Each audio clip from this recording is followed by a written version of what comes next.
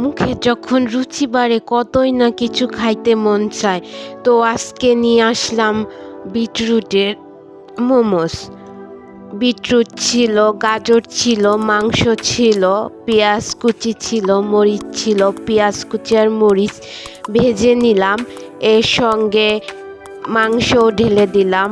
ভালো মতো মাংস ভেজে নিতে হবে, ভালো করে ভেজে নিলাম। আর তো আর সহ্য হচ্ছিল না, কিন্তু শুধু বলতেছিলাম যে দ্রুত হোক, কখন যে খাবো। সেই সাথে টমেটো সস দিলাম আর একটু মজা হওয়ার জন্য। টমেটো সস ঢালতেই থাকলাম। ঢালা শেষে রেখে দিলাম। তারপরে আবার একটু কুচুমুচু করে নাড়াচাড়া করে নিলাম, যাতে ভালো করে মাংসের সাথে মিশে যায়। এরপর গুঁড়া দুধ ঢেলে দিলাম একটু টেস্টি বানানোর জন্য, যাতে অনেক মজা লাগে। হ্যাঁ, দারুণ মজার জন্য দুধও দিতে পারেন, সেই টেস্ট লাগবে।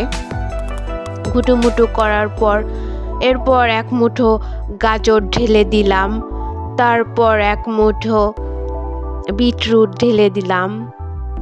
তারপর আবার গুটুমুটু করে নাড়া শুরু করে দিলাম।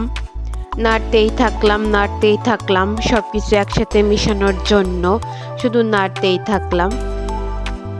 তারপর আমার ছোট ভাবি বেলুন দিয়ে মোমোচের রুটি কাটতে শুরু করলো, কাটতেই থাকলো।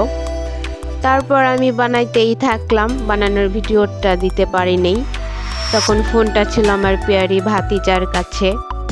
এরপর সিদ্ধ করার জন্য সাজিয়ে নিলাম, সুন্দর করে সাজিয়ে নিলাম।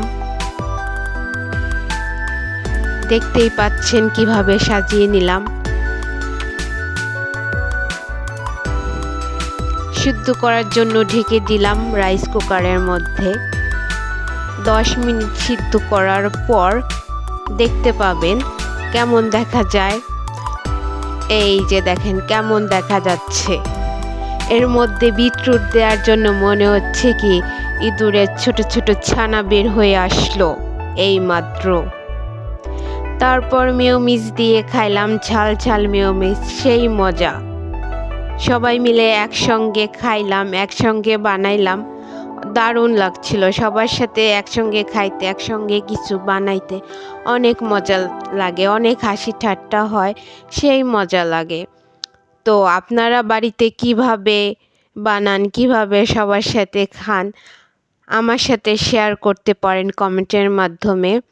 আমার চ্যানেলটি সাবস্ক্রাইব করে আমার সঙ্গেই থাকবেন, সুন্দর ভিডিও পাওয়ার জন্য, উপভোগ করার জন্য। সবাইকে ধন্যবাদ। আল্লাহ হাফেজ, ভালো থাকবেন।